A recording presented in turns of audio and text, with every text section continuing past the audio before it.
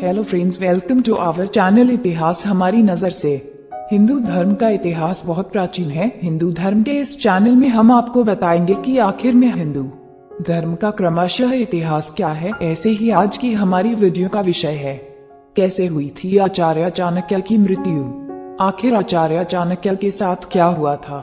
चाणक्य कहते हैं कि हमें जीवन में कुछ ऐसे लोगों से कभी भी शत्रुता नहीं रखनी चाहिए जो आगे चलकर हमें भारी नुकसान दे। जैसे कि हमें किसी राजा से या फिर अपने से उच्च पद पर विराजमान व्यक्ति से दुश्मनी नहीं करनी चाहिए। जो लोग शासन से विरोध करते हैं उनके प्राण संकट में आ सकते हैं। चाणक्य नीतियों का लोग आज भी पालन करते हैं, उन्हें मानते हैं और अपनी लाइफ पर अमल करने की पूरी कोशिश करते हैं। आचार्य चाणक्य ने जीवन के हर क्षेत्र में सफल होने के सूत्र बताए हैं। व्यक्ति अपने रिश्तों को कैसे सफल बनाए, संबंधियों के साथ कैसे बनाकर रखे, इस बारे में भी बताया है आचार्य चाणक्य ने। आचार्य चाणक्य की नहीं सब नीतियों में से हम आपके सामने कुछ खास नीतियां लेकर आए हैं। यूं तो आपने चाणक्य की कई नीतियों के बारे में सुना होगा, पढ़ा भी होगा, लेकिन ये नीतियां अनमोल हैं। इन्हें जानने के बाद आपका जीवन मानो सफल ही है। चाणक्य बताते हैं कि जब तक हम स्वयं मजबूत स्थिति में न हो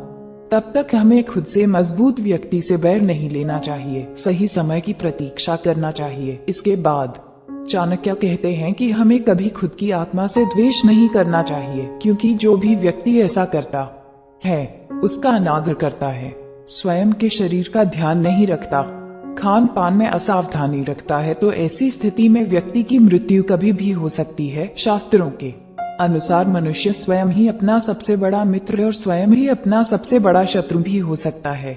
आचार्य चाणक्य कहते हैं कि हमें कभी किसी ब्राह्मण से द्वेष नहीं करना चाहिए, क्योंकि किसी ब्राह्मण या विद्वान व्यक्ति से द्वेष करने पर कुल का ही क्षय हो जाता है। यदि दुनिया में कोई महान राजनीतिज्ञ कभी हुआ था तो वे थे आचार्य चाणक्य।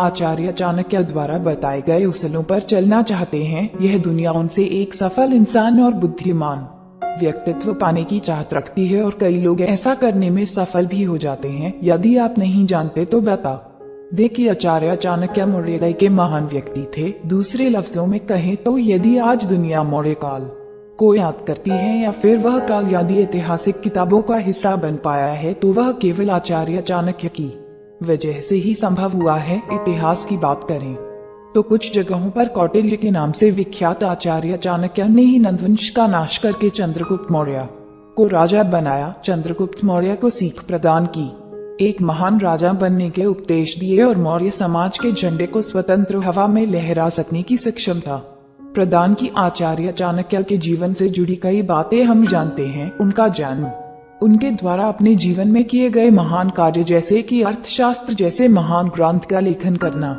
जिसमें उन्होंने जीवन के विभिन्न पहलुओं को हिम्मत से पार कर सकने का ज्ञान प्रदान किया है। आचार्य चाणक्य से जुड़ी कई कहानियां हमने सुनी है, लेकिन आज भी लोग इस बात से अनजान हैं कि आखिरकार आचार्य चाणक्य की मौत कैसे हुई।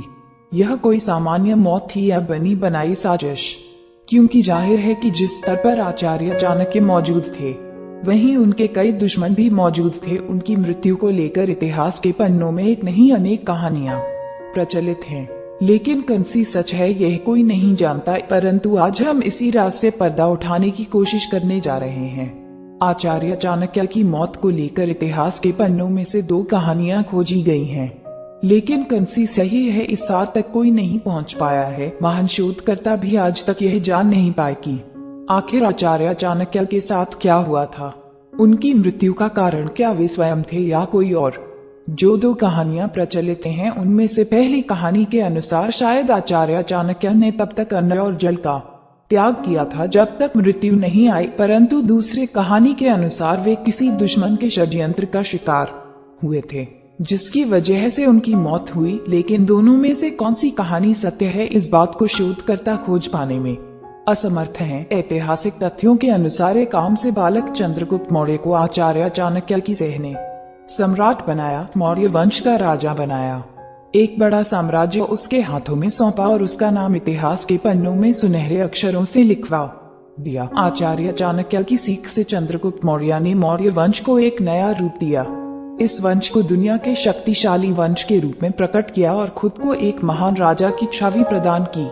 उनकी मृत्यु के बाद उनके पुत्र राजा बिंदुसार ने भी पिता चंद्रगुप्त मौर्य की तरह आचार्य के सिखाए कदमों पर चलना सीखा। चंद्रगुप्त मौर्य की तरह ही आचार्य ने बिंदुसार को भी एक सफल राजा होने का पाठ पढ़ाया। सब कुछ सही चल रहा था।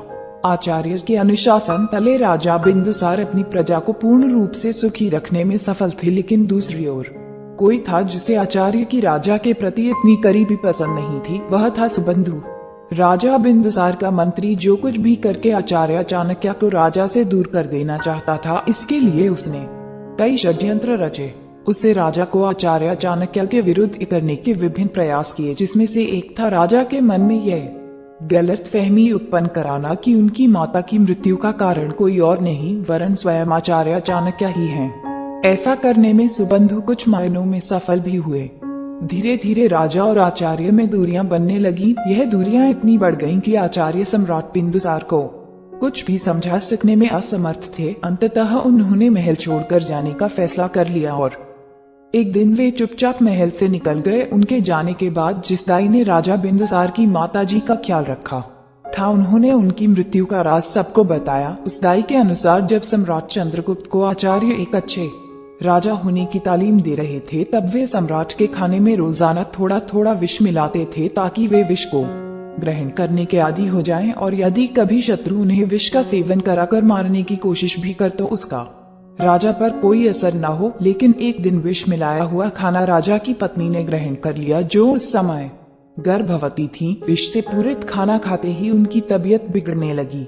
जब आचार्य को इस बात का पता चला तो उन्होंने तुरंत रानी के गर्भ को काटकर उसमें से शिशु को बाहर निकाला और राजा के वंश की रक्षा की। यह शिशु आगे चलकर राजा बिंदुसार के रूप में विख्यात हुए। आचार्य चाणक्य ने ऐसा करके मौर्य साम्राज्य के वंश को खत्म होने से बचाया था, लेकिन बाद में किसी ने यह गलत अफवाह फैला दी कि रानी की मृत्यु आचार्य की वजह से हुई। अंततः जब राजा बिंदुसार को दाई से यह सत्य पता चला तो उन्होंने आचार्य के सिर पर लगा दाग हटाने के लिए उन्हें महल में वापस लौटने को कहा, लेकिन आचार्य ने इनकार कर दिया। उन्होंने ताउम्र उपवास करने की ठान ली और अंत में प्राण त्याग दिए। परंतु एक दूसरी कहानी के अनुसार राजा के मंत्री सुबंधु ने आचार्य को जिंदा जलाने की कोशिश की थी, जिसमें वे सफल भी हुए। ऐतिहासिक तथ्यों के अनुसार आचार्य चाणक्य ने खुद प्राण त्यागे थे या फिर वे किसी षड्यंत्र का शिकार हुए थे, यह आज तक साफ नहीं हो पाया है, क्योंकि विभिन्न शोधकर्ता हर बार भिन्न भिन्न